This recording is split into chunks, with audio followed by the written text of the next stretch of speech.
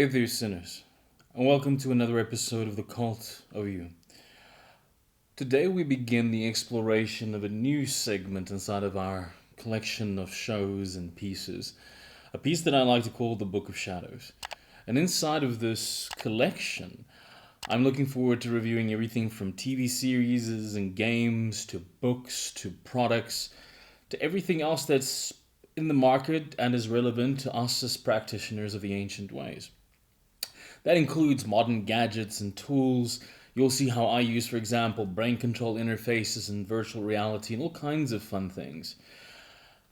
As we expand this segment, of course, we'll also discuss events, news, gossip, what's happening, and things relevant to the industry. So do be patient as we grow this segment, but I do hope you enjoy that new little introduction. However, in today's piece, and as we introduce this new segment, I want to talk with a close friend of mine, Bill Duvendack. You see, the piece that I'd like to review today is his new released book, The Wails of the Wandering Angels, the Enochian Chronicles. You see, Bill is no stranger to writings of Enochian magic. In fact, many of his writings were actually out of print until the arrangement with Balg in order to re-release them in conjunction with this new book. So, in today's episode, I decided to kind of steal a little bit about my time with the astrology section from last week with Bill so that I could have a more in depth discussion over the book. You see, I had the benefit of getting to read the book a little bit ahead of time and actually comment and share my comments around that. Now, the book is currently available through Balk. You can find the links in the description, but let's talk a little bit about that before we get into the interview. Now, for those of you that are not familiar with the system of Enochian magic, you would have no doubt heard about the famous magician John Dee and his assistant Edward Kelly.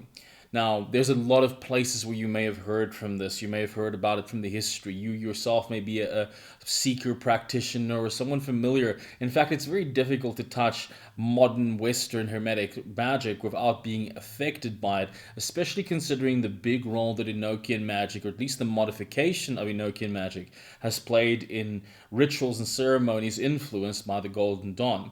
In fact, many still practice the classic ceremonial watchtower convocation ceremony utilizing the sacred tablet, utilizing the watchtower tablets, and utilizing many of the Enochian names in correlation to the pentagrams and many other things.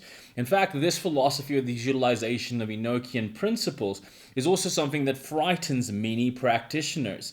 There's the famed myth about the utilization of the Enochian keys was a way for the spirits on the other side that trick them to kind of come into this world through the four gates and cause apocalypse. Now, we go into discussion in detail about that, but in simple terms, this is the personal apocalypse that's not unlike any other form of magic.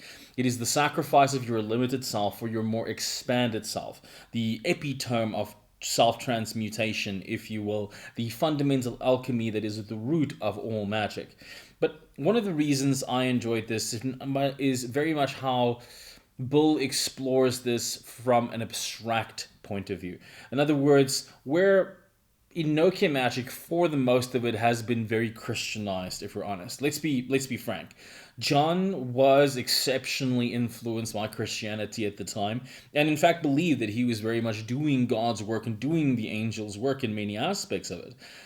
Queen Elizabeth herself, having demonstrated her relationship with John as her astrologer, there are some records pointing to the idea that her relationship with him was more supportive in that sense. In a time where occult knowledge was completely forbidden, she allowed him access to certain books and material forbidden at the time in exchange for his support against the Vatican. In fact, if you've ever had the privilege of seeing Elizabeth the Golden Age, not only is the noting of him as the astrologer, referred to quite evidently, but there's a very unique scene that at the moment when the Vatican is on their way to, put the fear of God in her, so to speak, that we see, as the storm rises, we see John pacing back and forth in his alchemical chamber. And the story and the myth goes along the way that was through his assistance and the works of Enochian magic that caused them never to reach. In fact, most of the Inquisition ships were destroyed on the way to their set destination. So many have always ascribed incredible power to the system of Enochian magic. And in fact, one of the beautiful correlations to this is not only as that birthing place of it, so to speak, was so richly in tune with a revolution and innovation, Bill stands again today in creating another stage of its innovation. In a time where everything is so sought with traditionalism and many seek to free themselves from these cages, I believe that in reading through this book, I found quite a deliverance from that.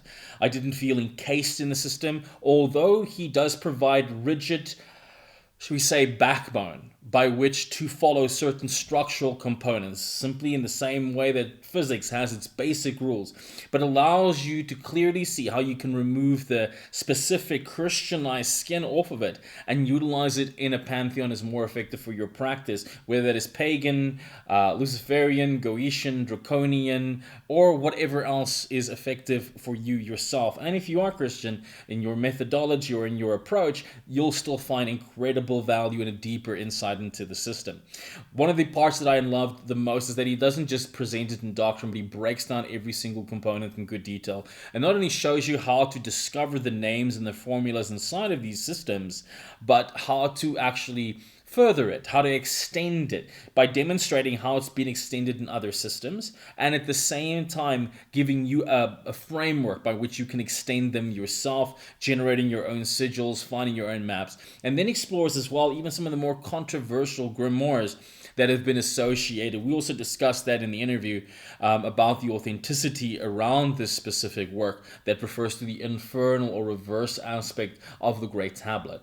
A very interesting discussion, and I hope you will enjoy it. Now, I intend on expanding this section, so if you'd like to see subjects, movies, videos, books, or anything like that reviewed, please leave a comment. Otherwise, you can mail this specific segment at the Book of Shadows at thecult.co.za.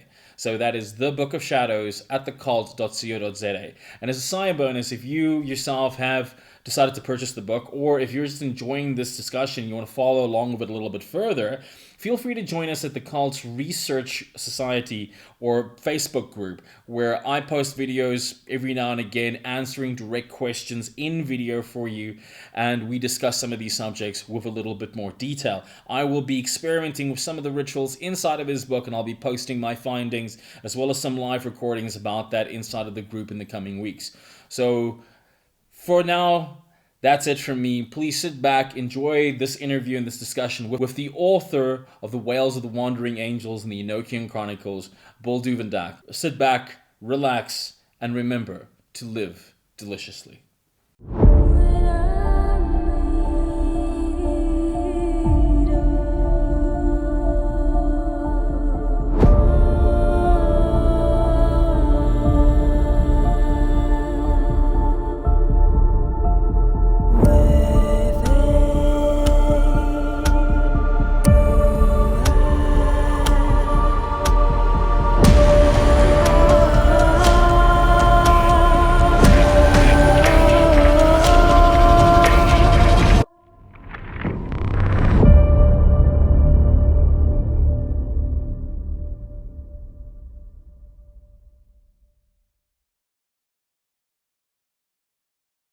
Well, we've got your book on Enochian magic that's coming out now. I believe it's already available for order.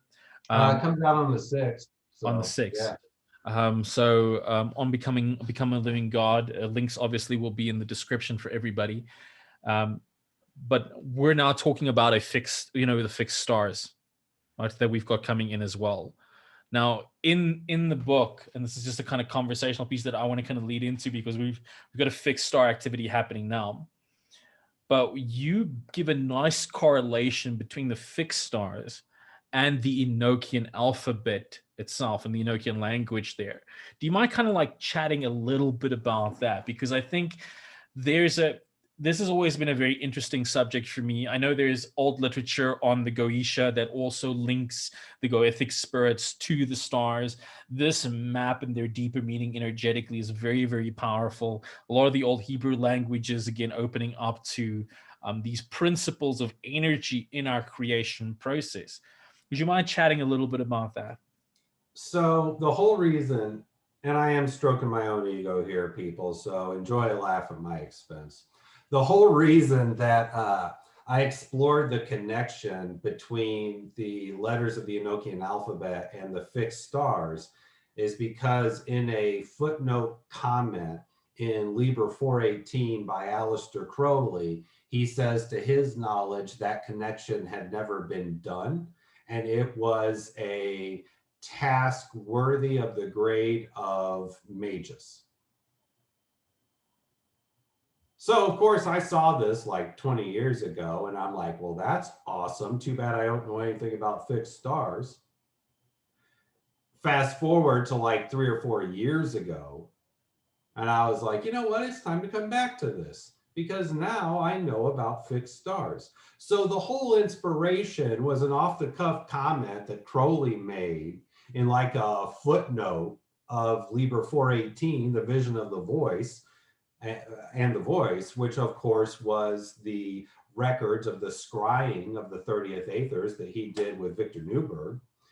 And it was interesting because not only did I have my thoughts, I also psychologically put myself as much as I could in Crowley's frame of mind to know what stars were common at that time when he was writing that. What was the fixed stars list? What would he have had access to? And it wasn't that I was trying to get in his head. I was trying to use that to establish a starting point. Okay. So then I played with that for a while and realized that because of technology, we know more fixed stars. From an astrological perspective, there's been a lot more writings on fixed stars over the last 70 years than there was in the last 4 or 5 centuries before that. Indeed. So in that piece, I not only discussed the Enochian letters tying to fixed stars, I think I gave 2 different systems. Yeah. And I did that because I wanted people to see that, yes, these are my thoughts, but just because I'm an author who's putting it in a book doesn't mean you should take my word for it. This is meant to encourage you to look and see your own. And just yesterday, I was rereading The Vision and the Voice, and I came back to that footnote. And then I saw something in his description of the Aether that made me think in a different tangent about it. So at some point in the future, I may do a 3rd set of correspondences to that. Okay. The basic gist is, like planets, fixed stars have certain traits and characteristics. The letters of the Enochian language have certain traits and characteristics. So we can, through the principle of correspondences, see if they line up. And I found that they did. I think this is, again, it's such a core concept. Even if we look at the you give a nice kind of correlation to the Hebrew language, Hebrew alphabet, when you describe that segment inside of the book. And I mean, anyone that studied Hebrew in a magical context understands its creation process is very similar in many ways to the runes, that they represent these fundamental potencies or potentials of creation that go into play in order to bring about reality. So they become very much a map more than just a language. They are magical languages of themselves, not initially intended for the use of a linguistic system, but more of a symbolic archetypal map of the universe in and of itself. And opening that up, and what I love about what you did here, firstly, you took on the challenge, a challenge that I think many people would have just kind of walked away from. But yeah, it was a beer and pretzels decision. Okay, well, good beer. Okay, perfect, because it was a brave challenge you took and you owned. But what it opens up for me very nicely is, and this is a premise that you hold in the book, it's that Enochian has been the spirit of innovation in many, many regards, and you give tons of examples of this. And it's been, the reason I love this book so much was everyone that's always, not everyone, there's been a few exceptions that but besides that few exceptions, it's always been seeped in traditionalism, and it's been one of those things that most people have been too afraid to mess with because they're fearing the opening of the apocalypse, by the accidental mispronunciation of a key or the misapplication of something in a system that in of itself, and you prove this so nicely, is still evolving, and has the ability to find more areas to it. I mean, just alone, if we looked at the 99 positions of Earth, in the terra firma, and we looked at those 92, those are great maps for that period of time. But now, knowing what we know today, and the same as in the example that you're giving with the fixed stars, these are lines of thought that lead us to greater innovation, just the same way that the gods themselves have evolved with technology and where they are today. Mercury today is not what Mercury was a couple of hundred years ago. Our perception of it evolved, and this is something that you bring forward so nicely. One of the things that I kind of want to just kind of open up a little bit more to that. I mean, the book is massive. It is a tomb of wisdom and knowledge, and it's 3 books pretty much in one, I believe. Can people order just the old ones? Can they order them separately, or is it just the main tomb right now? So yeah, so right now you can get Wails of the Wandering Angels, Enochian Book Alpha, which is the one that you're mentioning that has the fixed stars to the Enochian letters in it. It's got the 91 parts of Earth and a discussion about that. It is an intro book to Enochian. Yeah. Probably full of more heresy than I realize. But if you're not living a life where you get burned at the stake by the church, are you really living? I mean, really? Exactly. And then the second book is the Enochian Chronicles, and it is Wails of the Wandering Angels. And then the 2 previous books that were in print that are now out of print, In the Shadow of the Watchtower, Enochian Grimoire Volume 1, and Dark Fruit Volume 2. So there's the Enochian Chronicles and Wails are the 2 books. Now, it depends, honestly, it depends on how the books are received in the market and the sales, whether or not you can go back and get In the Shadow of the Watchtower and Dark Fruit separately. Okay. That's just, if there's enough demand for it, for people to get them separately, then we'll probably make it happen. Not speaking for Become a Living God here, but I mean, let's face facts. Money is a physical representation of the exchange of energy. So right now, the world runs on money. So if those books are well received and they sell out quick, then probably we will release them. But I don't want to say for sure. Yes. And those books have been out before. All right. So people do already have them. Makes sense. I think, however, for anybody, whether you're, one of the things that I enjoyed is it's whether you're a veteran, when you've done a lot of Enochian, you're going to gain a lot of new insights, or at least different perspectives. If you're a bit of a traditionalist, you might feel exceptionally offended and be sending Bill a number of mails or making your own videos online, which is fine. If you do, please. And just to let all you people know that do that, I will have sigils and things set up to collect your energy and use it as I see fit, because I don't give a shit about your intention. That's brilliant. But like, speaking of the traditionalists, now firstly, you break one of the core of traditionalist views here, because let's be honest, Dee was exceptionally influenced with the Christian kind of mindset and ideology. In fact, he took the walk of a prophet way too literally at many kind of points, and that kind of Christianized view. You break a lot of that.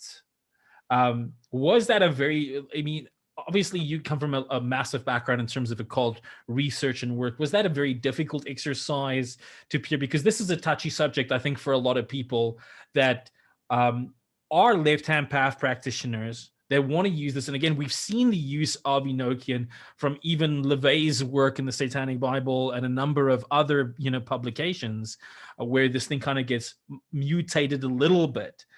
How is that? How is that challenge? It Shifting it was from. it was it was very challenging.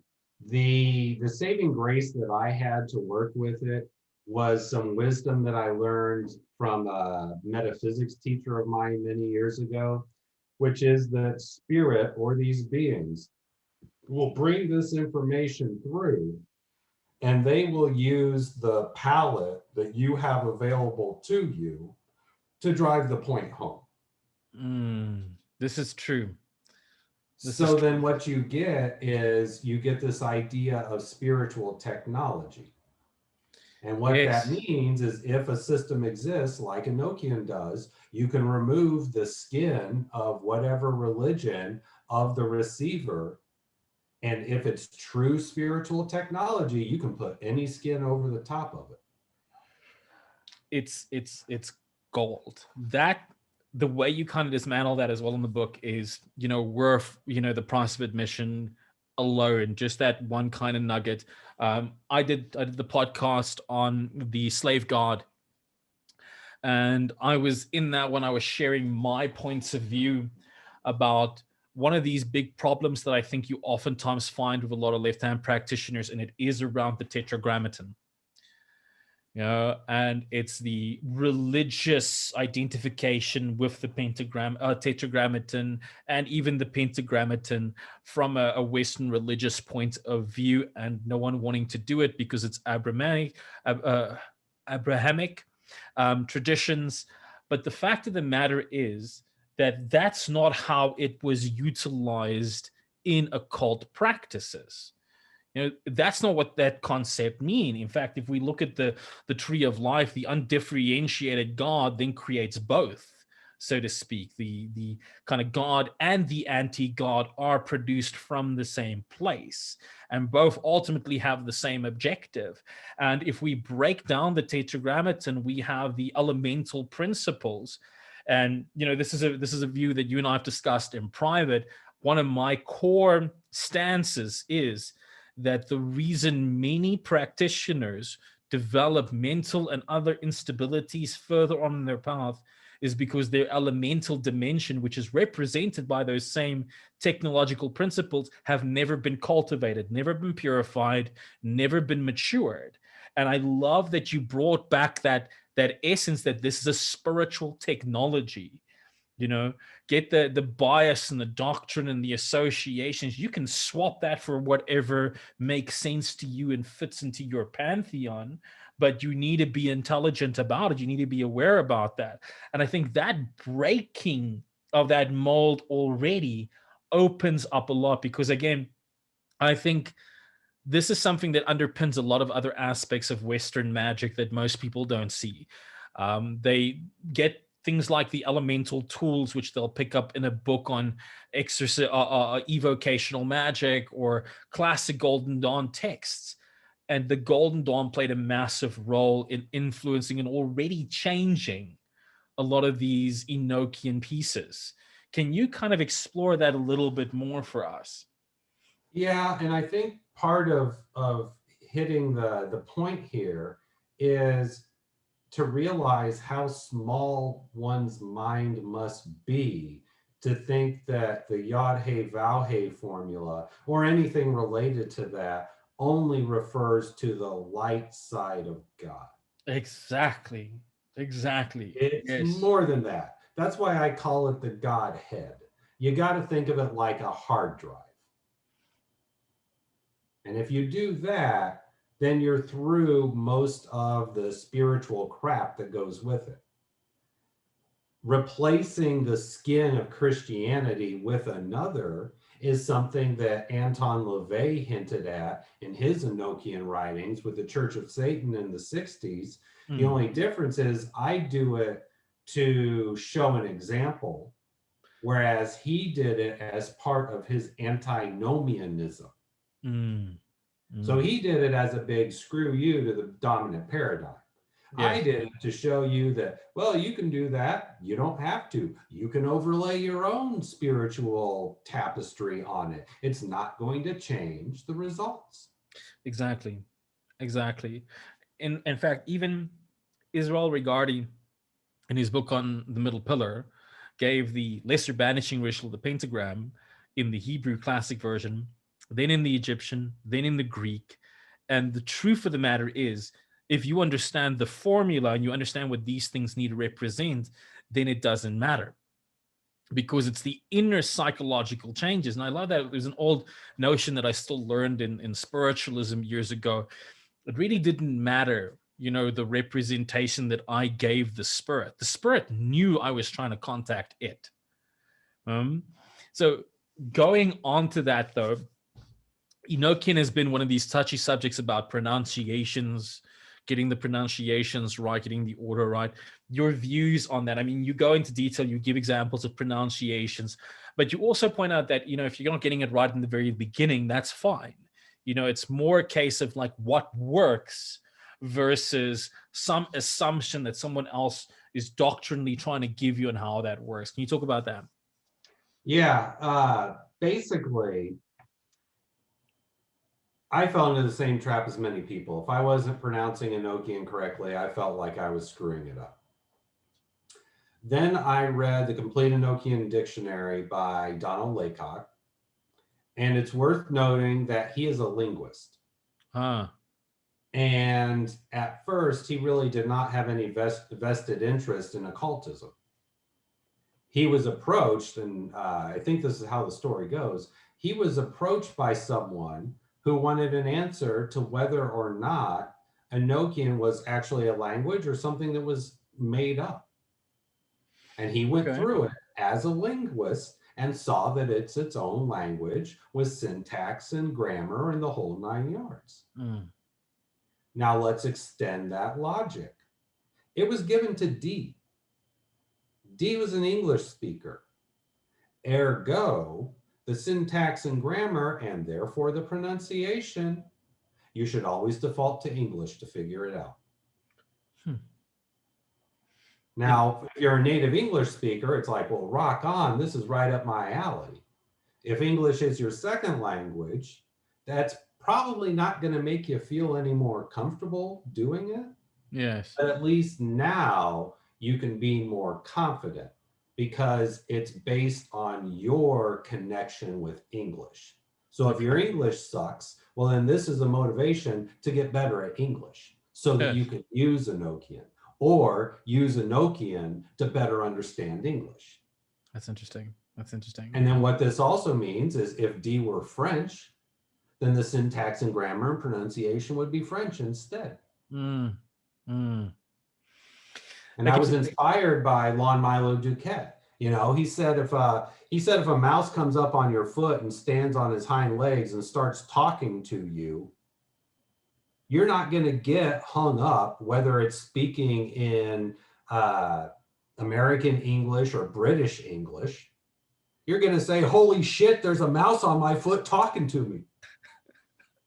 That's the attitude of the Enochian spirits. Wow, people are talking to us. They got that pronunciation wrong, but we don't care because we see their intent. They're putting forth the effort, so we'll meet them halfway.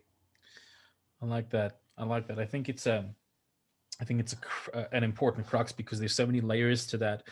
In the one, it's a good example of somebody just making the effort to speak to you in your language is already a good step, and you can, as someone knowledgeable, understand the differences.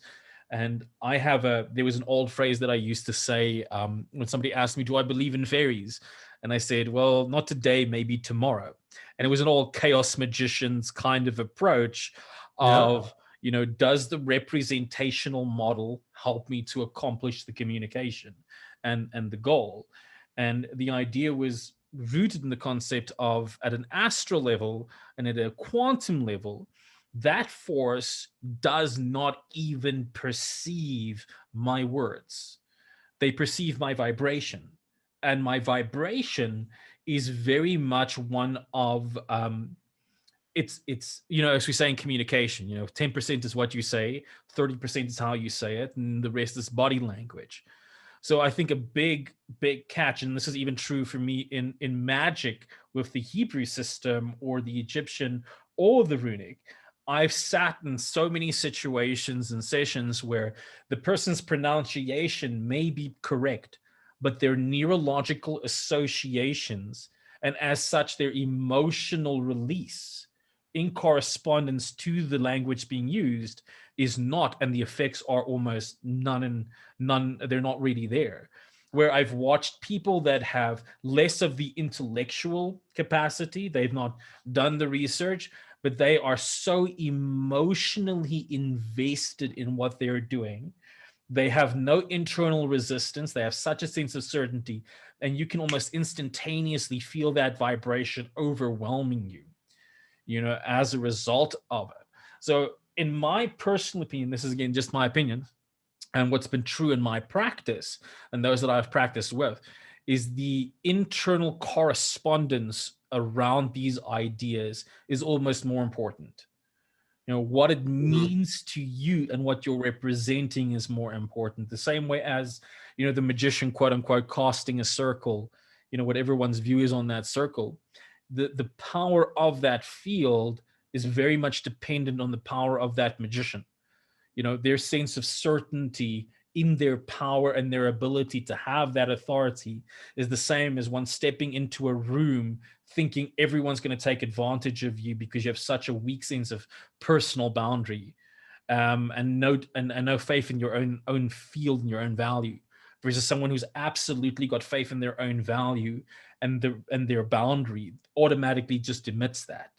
And you kind of know, okay, this is a boundary's been set, versus somebody that doesn't have faith in their own boundary.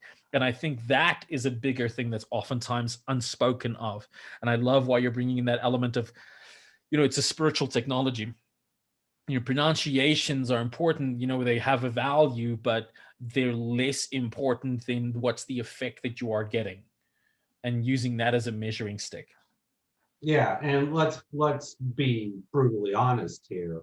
If a spirit is that hung up on pronunciation, you shouldn't be working with that spirit because it's so low vibration that its power is limited.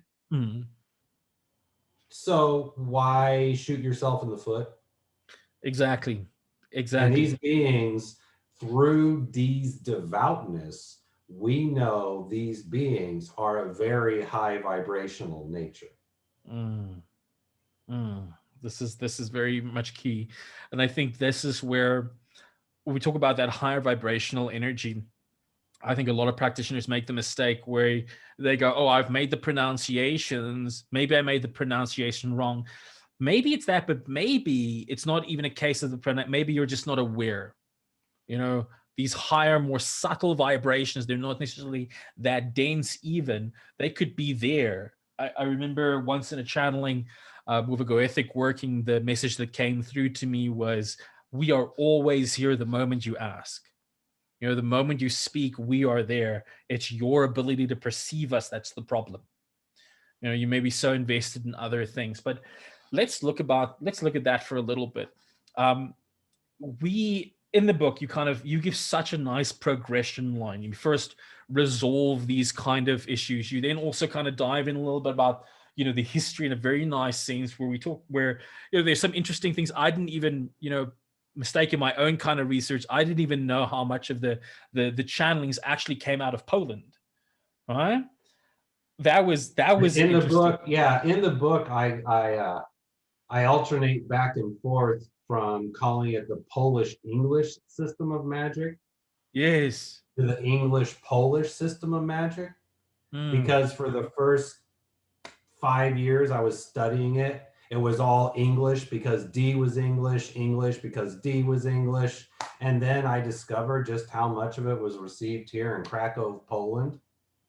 That is And so interesting. I saw not only the influence of imperialism and colonialism, but I also saw a concerted attack against the quality of Polish occultism. Yes. Yes. It's interesting. It's interesting. And also, like, you do point out some of the language references. and how it's infiltrated even other forms of language today, which I found quite interesting in the book.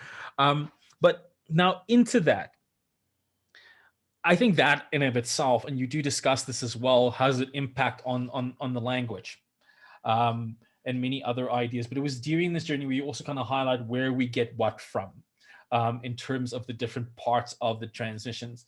And one of the kind of like key cruxes inside of the entire element is the, should you say, the Great Tablet. You know, and this opens me up to a kind of conversation that I think is so relevant in terms of now, the hierarchy of these forces, because you present a nice kind of, obviously the clear structure about the tablet, how then we break down the watchtowers from that, and the four pieces. You also kind of highlight the influence of the Golden Dawn on these and what that is exactly. I'd like if you could maybe share a little bit about that, whatever you're willing to. I mean, obviously the main stuff people can get their copy on the book, but then it's this double folded question. How does that then lead into the hierarchy? You see, because there's always been that approach, right? Again, like for magicians, who do I Yeah, call? and What's the order? when it comes to the hierarchy, people have to realize that the reason that there's such a structured hierarchy and such a prim and proper approach to it is because that was the Renaissance. That's how society was prim and proper and structured. So a Yes. lot of people say, well, that's outdated. Do I have to use it? That's personal preference. And anybody who tells you otherwise doesn't understand society. Mm, mm, If you connect with that kind of mindset, then do it hierarchically. If you want to do it traditionally, do it hierarchically. You're going to get results. But if you're like, you know what, this information is timeless, society is not as hierarchical now, so I see no reason why this should be, well, then don't do it hierarchically. mm. There is a hierarchy of beings on each tablet, and they range in varying rank and power and abilities and attributes and traits. But that doesn't mean you have to take that structured hierarchical approach to call Yes. In fact, you also kind of like open up the system in many kind of ways, because you give examples, and very quite clearly, on how to use certain components of the system in order to generate your own sigils, your own keys. Well, not keys, so to speak, but how to work the system for your own customization and magic, breaking away from the kind of traditional mold. And a lot of people have that kind of structured way on how they approach Enochian magic, the utilization of the watchtowers. Again, even in a lot of modern, like old Donald Craig's modern magic, still highlighted that traditional Golden Dawn watchtower, the convocation of the watchtower rituals, which had the Enochian watchtower keys, or specifically inside of that. How can you talk about that influence a little bit? Just touch on that. So that was one of my early books on the subject too. Mm. And what the Golden Dawn did was took Enochian to the next level, and it has since been added on. Now, there's plenty of Enochian rituals that are out there, both in classical, traditional texts and more neo Enochian texts.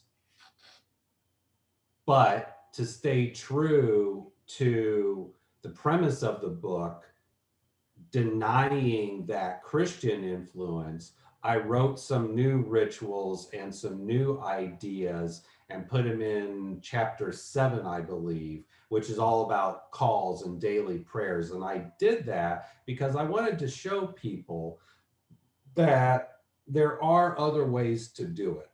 I still love the Golden Dawn approach to it. That's still my core.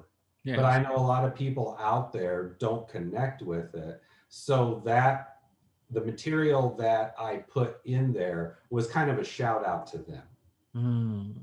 You If, know, I created a new ritual called the Merkaba ritual because the Merkaba is connected to Enochian going back pre-D technically, And the whole point of the Merkaba ritual is to act as a blend of the middle pillar and the banishing ritual of the pentagram. Mm. But I kept it focused on Enochian because it's a book on Enochian. So you won't see Ate Malkuth in there, Vegabira, Vegadu. You won't see that in there because that's technically not Enochian. Yes, yes, exactly.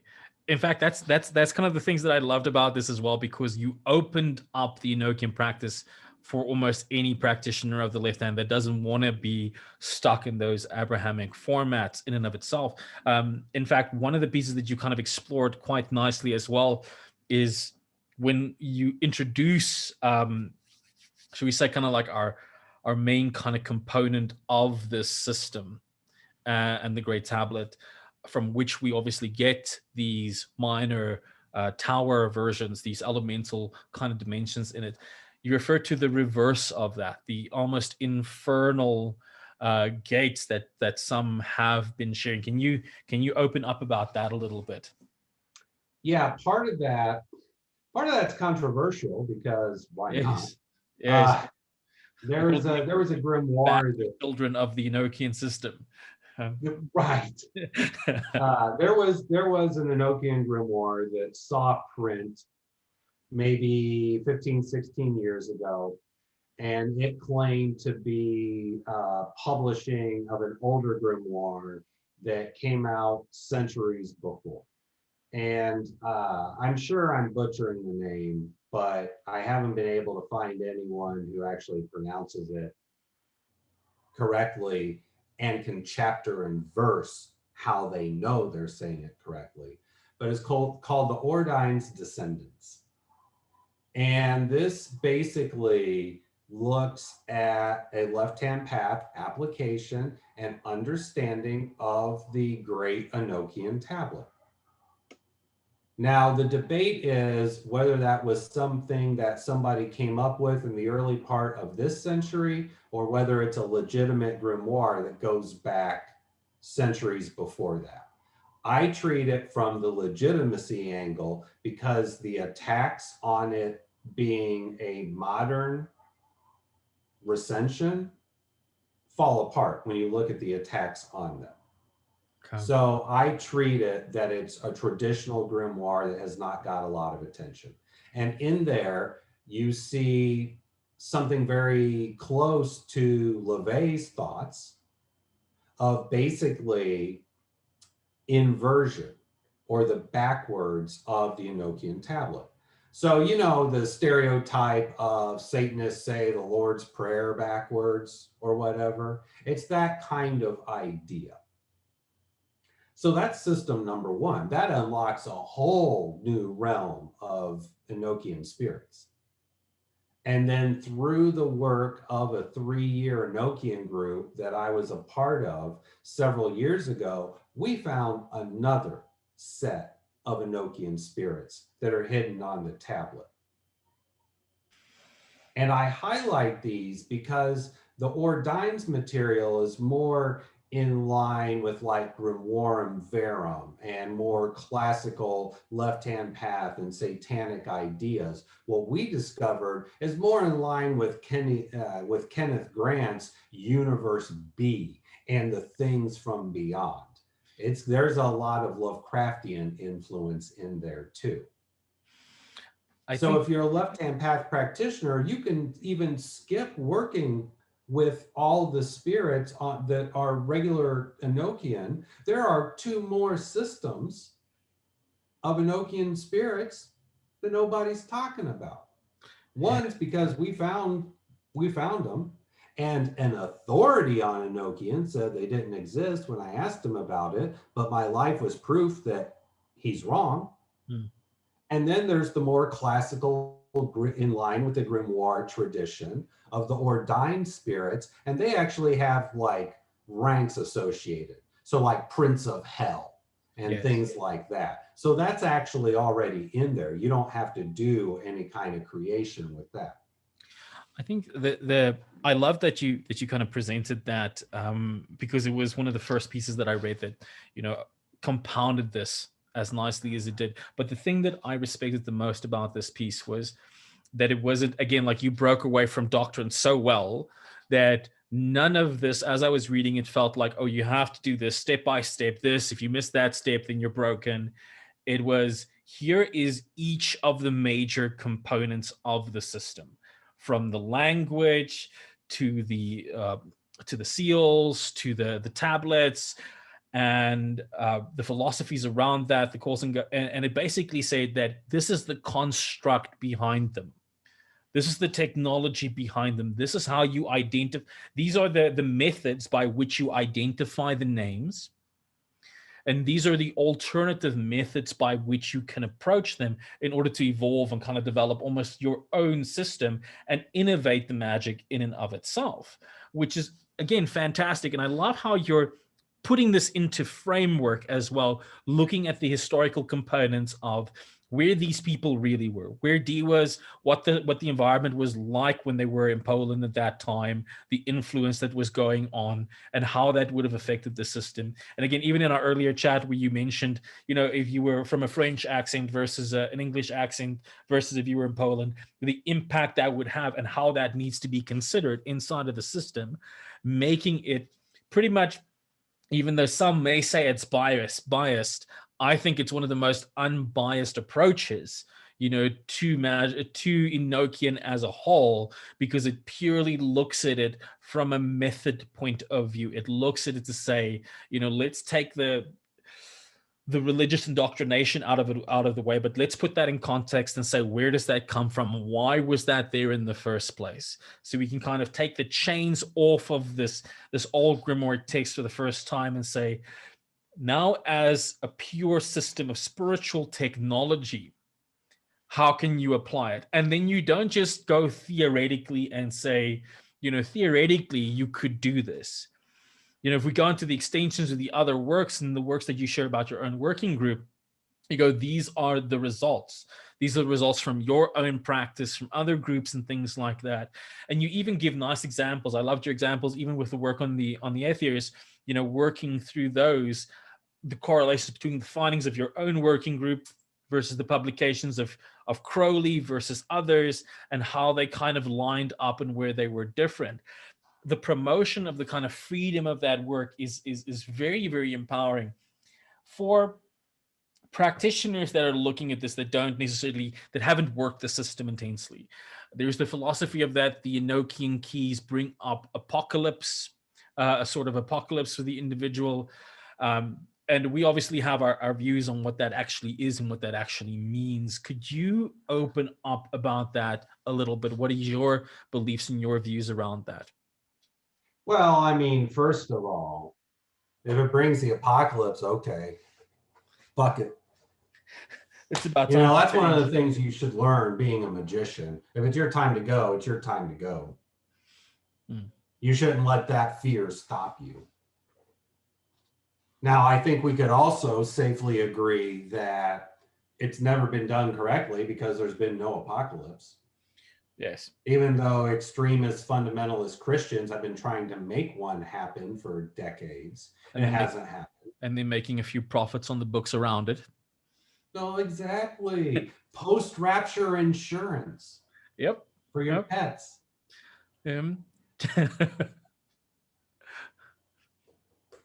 Exactly. So, yeah. So I will say that if you're a practitioner, you have not done anything with Enochian, you're thinking this is a good book to give you an all-encompassing view, pick it up. But here's what's going to be most valuable. You're going to get through the book, you're going to see all the stuff we're talking about, but the bibliography is going to be the most important part.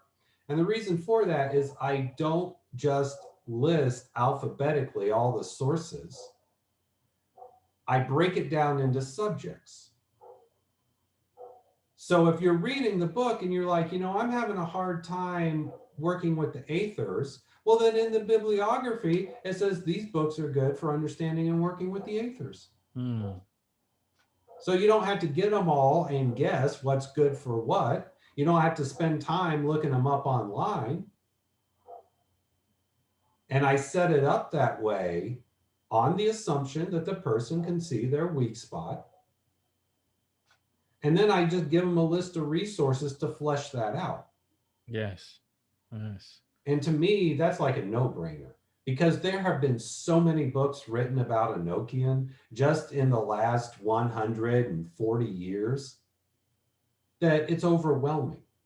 Mm. And now that more and more people are self-publishing, there's more and more books coming out faster and faster. This is true. This is true. So somebody on the outside, if I started learning Enochian now, I'd be pulling my hair out because there's way too many damn books.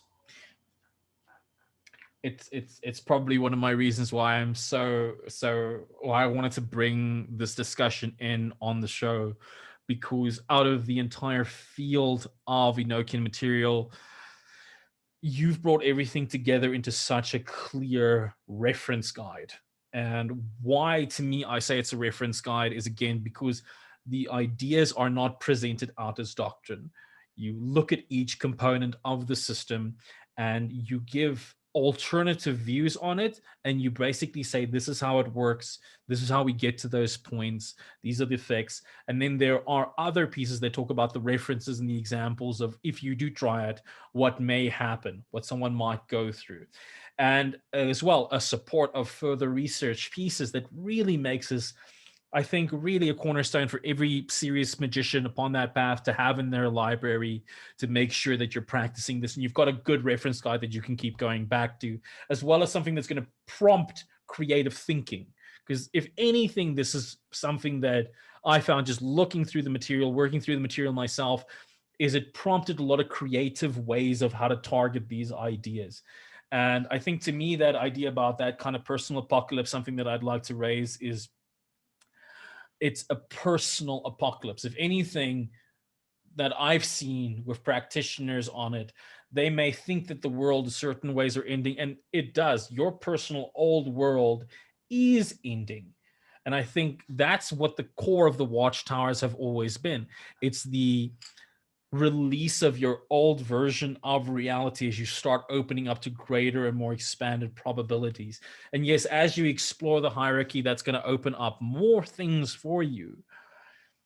But if you're an occultist, that means you're an occult scientist. That means you're almost scientifically going to be testing these ideas and the methods.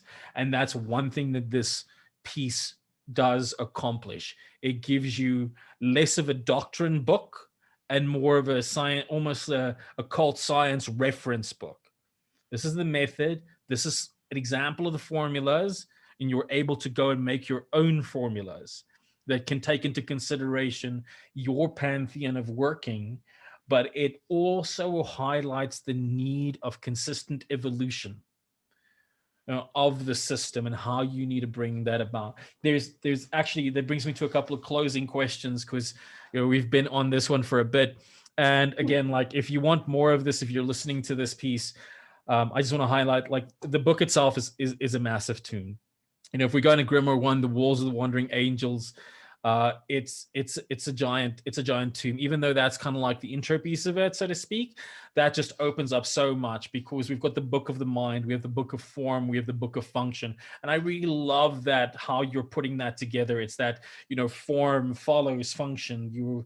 You've made this abstract enough that we can understand the mechanisms of it, and then fit it into a way that fits our system, whatever we are practicing, and then evolve it to that, to realize our own personal goals. And to me, any magical system needs to be aligned with self and the evolution of self, and you really accomplish that. And that is, it covers it all, and then it moves into, the other options, the Shadow of the Watchtower, the Dark Fruit, which really goes through those experiences again. And just from a well-written point of view, we have that why, what happens if you do. It's such a thorough work. So impressive. I want to ask you two kind of closing questions around this. One, I'd like to just know a little bit about the journey, because how did you fit all of that in? Because I know the publication deadline was moved up a little bit, so it must have been an overwhelming piece of work, because there's so much research that's in this. Now, you do have a lot of background, so if you can touch on that firstly. And then the kind of second closing questions that I have is, I like the Sun Tzu philosophy and the art of war. where it says know the terrain, know the world that you're in, know your environment. And the 91 kind of points of earth, the 31 layers of the ethers, this is a knowing of the world at the time of its inception. Dee's work as I don't want to say a spy, but as a researcher in that area, which is not an uncommon profession for occultists, so to speak, at the time. So if you could touch on your thoughts of that and how that evolves and what somebody may look for. You give tools in the book, but for somebody that's kind of like making their choice, what are some things to keep in mind as we're trying to evolve that system that may be a useful caveat, if you don't mind those? So the good news is, before I wrote this, I'd already been teaching Enochian magic in class form for over a decade. So I already had a mindset that was conducive to writing. You're right, most of my time was spent researching various things and various topics. But luckily, because I was already familiar with it, it was more like brushing up things that I already knew or reminding myself of things I had forgotten. Now, anyone who works with Enochian will tell you it will leave you changed. There's no one I know of, nor have read about, that ever went into Enochian one way and came out the same way on the other side. Mm. It's a dynamic system. It manifests.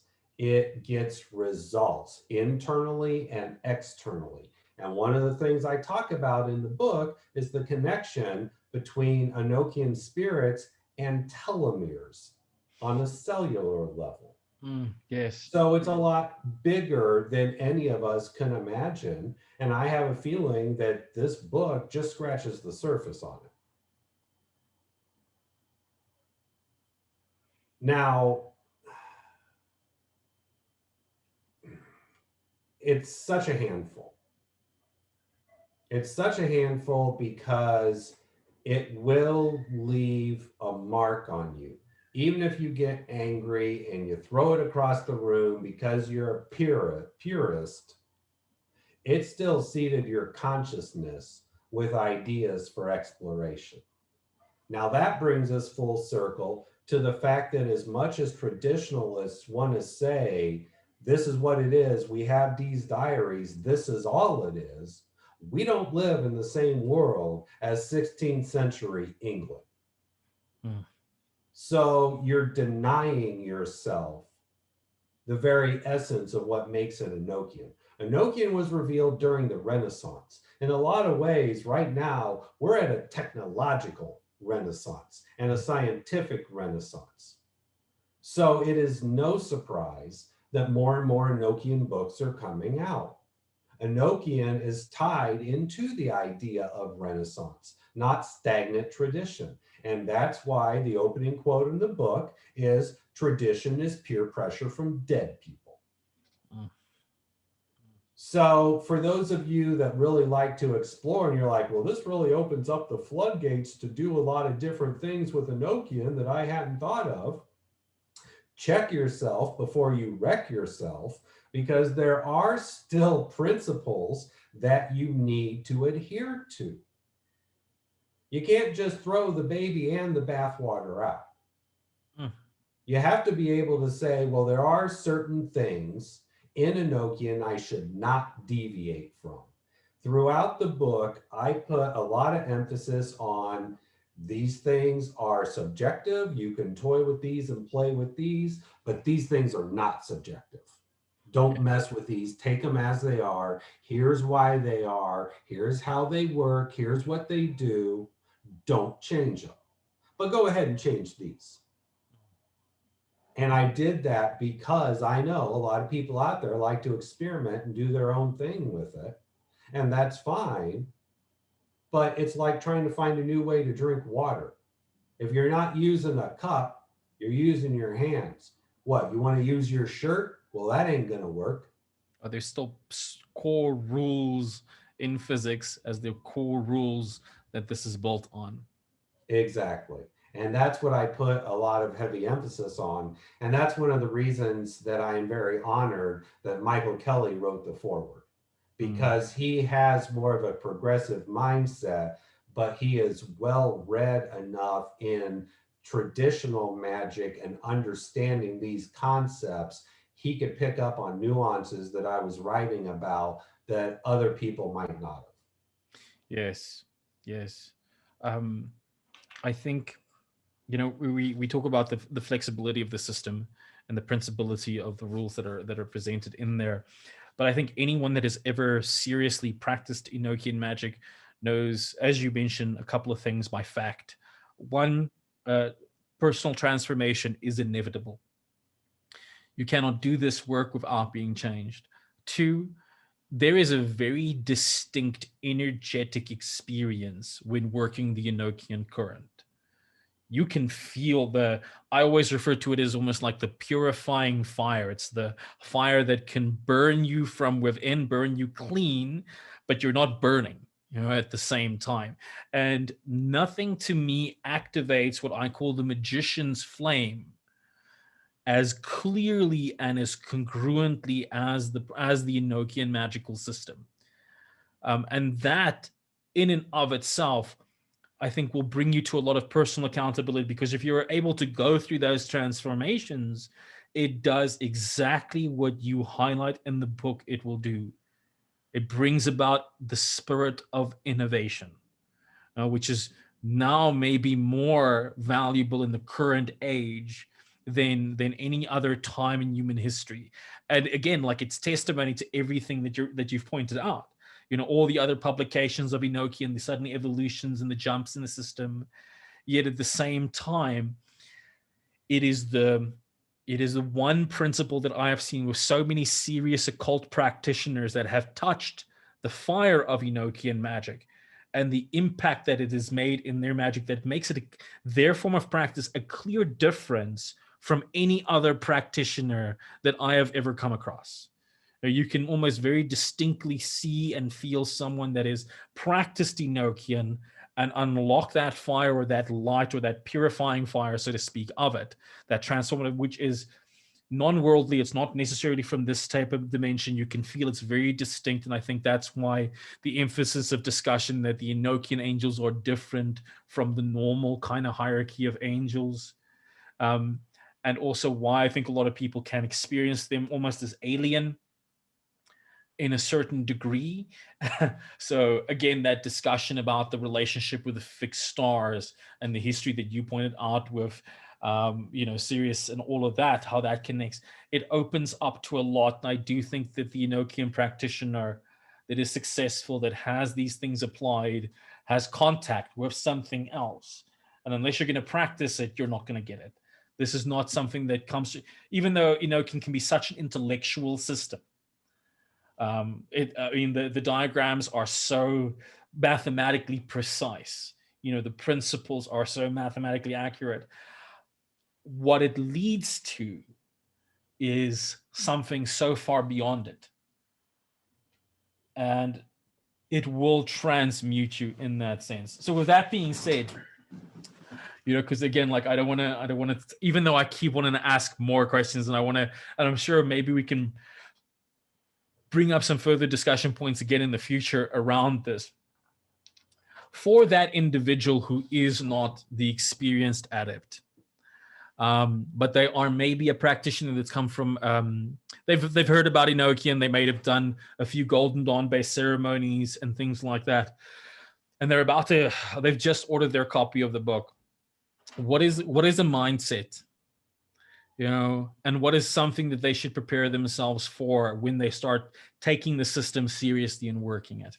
The easiest mindset before you start reading the book, the easiest mindset to adopt is going to be, I'm going to get challenged on everything I know regarding Enochian, and maybe some basic magical concepts along the way. Yes. I've been doing a lot of these promo videos, and I bring up the term spiritual technology a lot. It's one I learned close to 20 years ago. And I'm still surprised how many people don't know that phrase or know that concept.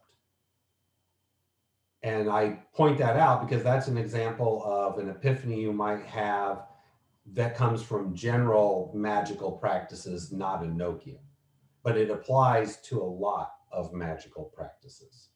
So go into it with an open mind, expect to be challenged, expect to be pissed off, because I'm opinionated about this. Stagnation equals death. Mm. And if you keep those two things in mind, you'll have a great time with it. Even if it's just for the bibliography in the back and the appendices where I have the Tree of Life and the Tree of Qliphoth written in Enochian that no place else in print exists. Yes. There's still some gems in there that even if you're like, Bill's too far out there for me, there's still some nice things in there that you can adopt to your own practice. It's a powerful system. I actually had to mute the microphone now during this point because for some reason my printer beneath the desk just started freaking out. So those Enochian spirits are real. There's I think for a lot of practitioners that are looking for that kind of bridge between the psychological and something that opens up that experience, this is a very powerful tool set for it. As anything, take it with responsibility.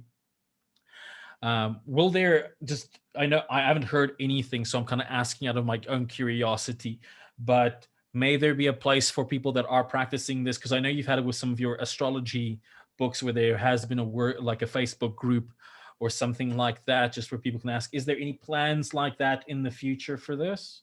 I don't have any plans for that now. I'm not going to rule it out for the future. There are some ideas I'm kicking around that I might offer up later. But as of right now, it's more set for the individual to do their own work because there's so much subjectivity to Enochian that nobody talks about. It would be like herding cats. Yes. So there's only so much you can do with that. But definitely stay tuned, subscribe to my newsletter if nothing else, because if this comes up and I decide to do it, I'll blast it out all over the place. And for those of you that are interested, with Bill's permission, at some point, I'd like to take. There's the research group on Facebook for the cult. I'd like to maybe take one of those rituals, maybe the Merkaba ritual, and probably not perform it in the group, but raise that as a practice for anyone that has bought the book.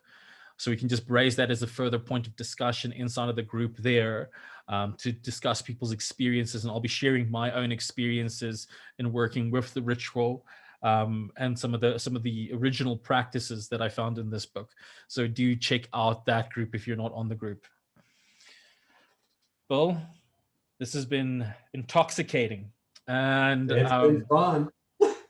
Yeah, so you say the official release is on the 6th of July, was it? Yeah, July 6th. And if Become a Living God follows their normal pattern, it'll probably be out at midnight USA time. Yes. So you could probably jump on your computer at midnight on the 5th. Okay. Right, but it's scheduled for the 6th. All right, perfect. I've always felt a little different, a little uneasy between regular folk, a bit of a dreamer, a lost cause, a little non-ordinary, some would say.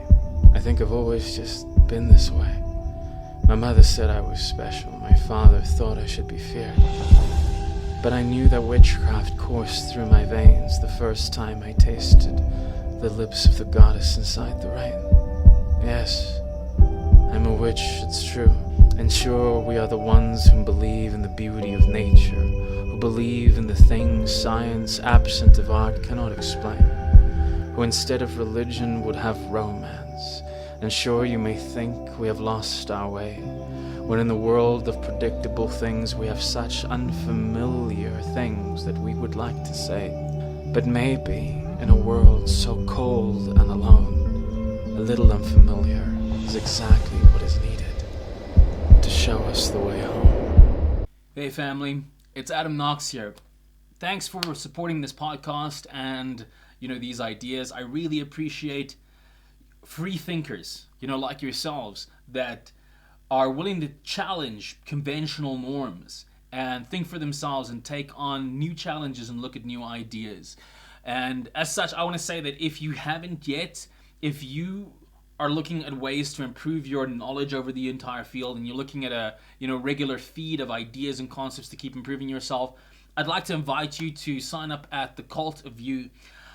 All my teachings and all my ideas are there for only $19 a month, and every month I bring you a completely new section of some of the most cutting ideas, and I'm constantly adding to that. So I'm constantly reviewing and adding more knowledge as I gain them, and you'll see a lot of the interviews and a lot of things that I do extend on some of the subjects that I cover inside of those areas.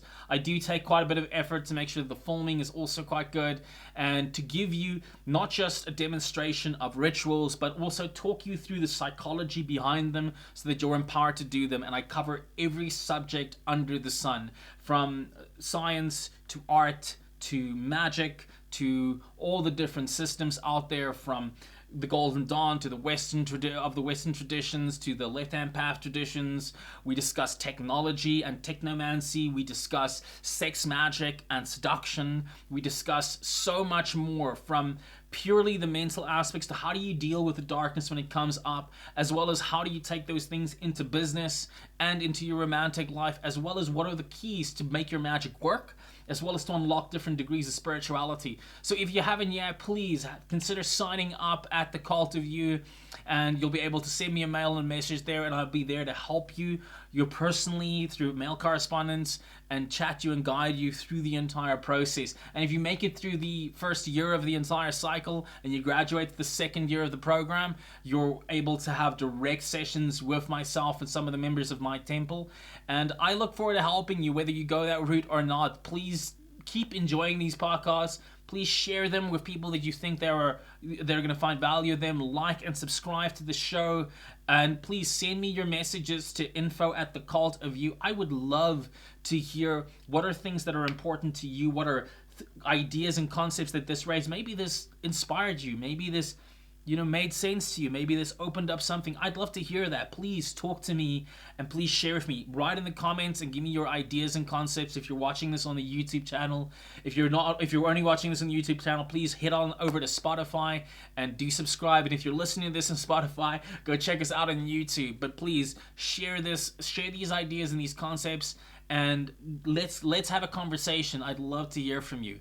That's it for me. I'm Adam Knox. This is the Cult of You, and remember, live deliciously.